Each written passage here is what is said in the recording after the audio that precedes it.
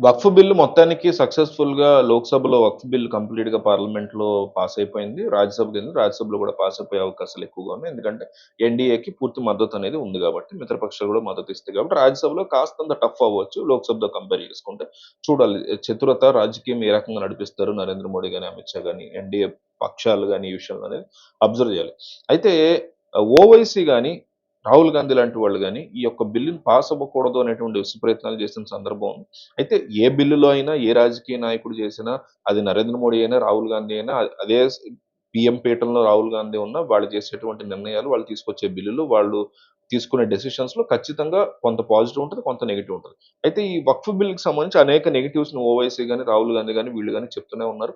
Playing to the gallery ఎక్కువగా ఉందనేది నా యొక్క బిగ్గెస్ట్ కంప్లెయింట్. అంటే వాళ్ళని ఆన్ బోర్డ్ తీసుకోవాలి. ముస్లిమ్స్ యొక్క పీపుల్‌ని ఆన్ బోర్డ్ తీసుకొని, వాళ్ళకి ఏ రకంగా దీంట్లో అభ్యంతరాలున్నాయో అవన్నీ తెలుసుకునే ప్రయత్నం చేయకుండా ముందుకెళ్లారనేది నాకు నచ్చనటువంటి అంశం. అయితే ఓవైసీ, రాహుల్ గాంధీలకి నాలాంటి వాళ్ళు అడగాలనుకున్నటువంటి బిగ్గెస్ట్ క్వెషన్స్ ఏంటంటే, ఇందులో పేద ముస్లింలు ఎంతో మంది సేవ్ అవ్వబోతున్నారు. ఇది మాత్రం తిరుగులేని ఒక బిగ్గెస్ట్ థింగ్. ఎందుకంటే ఓవర్ ద ఇయర్స్ మీకు చాలా మందికి తెలుసో తెలీదో, ఈ దేశంలో ఎక్కువ ల్యాండ్ కలిగినటువంటి సంస్థల్లో మూడో స్థానంలో ఉంది వక్ఫ్ బోర్డ్. హిందువులకు సంబంధించిన ల్యాండ్ ఇవేమీ కాదు ఫస్ట్ 2 గూడా.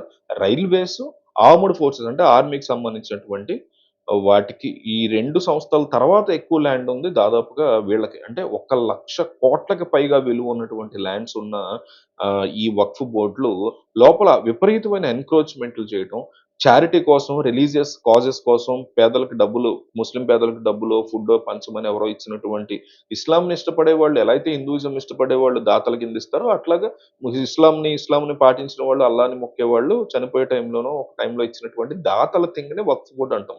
వక్ఫ్ బోర్డ్ ప్రాపర్టీస్ అంటాం. దాన్ని వక్ఫ్ బోర్డ్ నడుపుతూ ఉంటది. ప్రతి స్టేట్‌కో వక్ఫ్ బోర్డ్ ఉంటది. సో, ఇందులో ఏం జరుగుతోందంటే, ఎవరైతే ముతావల్లీస్ ఉంటారో, దీన్ని నడిపేదే ముతావల్లీస్ అన్నమాట. ప్రతి స్టేట్ బోర్డ్‌కి ముతావల్లీస్ ఉంటారు. వాళ్ళకి ఎక్కువ అథారిటీ ఉంటది. వీళ్ళు లోకల్ రెవెన్యూ ఆఫీసర్స్‌తో ఓవర్‌గా కమ్యూనికేట్ అయ్యి, లేదా బ్రైబ్స్ పరంగా ముందుకెళ్ళొచ్చు. లేదా కమ్యూనికేషన్ కంప్లీట్‌గా తెగదెంపులు చేసుకొని కావచ్చు. వాళ్ళు ఇష్టం వచ్చినట్టు ప్రవర్తిస్తూ అనేక మంది పేద ముస్లిమ్స్ యొక్క భూములన్నీ కూడా వక్ఫ్ బోర్డ్ కింద బలవంతంగా పెట్టేసుకొని, దాన్ని వాళ్ళు ఇష్టం వచ్చినట్టు లీజులకి ఇచ్చుకోవడం. లీజ్ అనేది ఇవ్వొచ్చనమాట. టెంపరరీ లీజ్ అనేది ఇవ్వచ్చు. టెంపరరీ సేల్, టెంపరరీ రీజు, లెంట్ ఇవ్వచ్చు దీన్ని వక్ఫ్ బోర్డ్‌లో ఉన్న ప్రాపర్టీస్‌ని.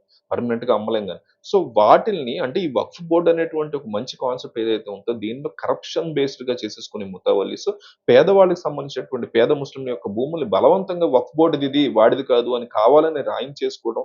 బలవంతంగా రాయించేసుకోకపోయినా వక్ఫ్ బోర్డ్ ఏదైతే ఒక భూమి ఉందో దాన్ని వక్ఫ్ బోర్డ్‌కి చెందుతదా లేదా అనేది చాలా క్లియర్ కట్‌గా మీకు ఆహ్, తేల్చి పారేయొచ్చనమాట. ఒక ముతవల్లీస్‌కి ఆ అధికారం ఉంటది. సో, ఆ అధికారాన్ని మిస్‌యూజ్ చేస్తూ ఇష్టం వచ్చిన భూములు ఎవరైతే ఆమె మీద తిరగబడతారో, ఆ పేదవాళ్ళ భూములన్నీ కూడా ఇది వక్ఫ్ బోర్డ్‌ది, ఈ భూమి ఈడిది కాదు అని వాళ్ళే రిజల్యూషన్స్, రిజిస్ట్రేషన్స్ పాస్ చేసి దాన్ని వీళ్ళ వీళ్ళ ఎన్‌క్రోచ్‌మెంట్‌లో వీళ్ళ వక్ఫ్ బోర్డ్‌లో పెట్టేసుకోవడం. అక్కడి నుంచి వాళ్ళు పర్సనల్‌గా దాన్ని కావాల్సినోళ్ళకి లీజ్‌కి ఇచ్చుకోవడం. వక్ఫ్ బోర్డ్‌కి డబ్బులు సంపాదించి అందులో వీళ్ళు కమిషన్ నొక్కడం. ఈ కైండ్ ఆఫ్ ఒక వరస్ట్ కరప్షన్ థింగ్ నడుస్తుంది. ఈ దేశంలో అనేక విషయాల్లో కరప్షన్ ఉంది. బీజేపీలో ఉంది, కాంగ్రెస్‌లో ఉంది, బీజేపీ ప్రభుత్వాలు ఉన్న రాష్ట్రాల్లో ఉంది, కాంగ్రెస్ ప్రభుత్వాలు ఉన్న రాష్ట్రాల్లో ఉంది. అంతెందుకు మొన్న జడ్జి‌లకి సంబంధించి కూడా ఎంత కరప్షన్ ఉంది న్యాయ వ్యవస్థలో క్లియర్ కట్‌గా బయటపడింది. అయితే ఈ అంశంలో మాత్రం పేదవాళ్ళకి ఇది ఖచ్చితంగా పేద ముస్లిమ్స్‌ని అనేక మంది ఎంతోమంది ఎన్‌క్రోచ్‌మెంట్‌కి గురైనటువంటి తమ ల్యాండ్స్‌ని బలవంతంగా ముతావల్లీస్ లాక్కున్నటువంటి తమ ల్యాండ్స్‌ని మళ్ళీ వెనక్కి తప్పించుకునేందుకు పేద ముస్లిమ్స్‌కి ఈ బిల్లు ఖచ్చితంగా ఉపయోగపడుతుంది. ఈ బిల్లులో అనేక రకాల నెగెటివ్స్ ఉన్నాయి. నేను కాదంట్లా.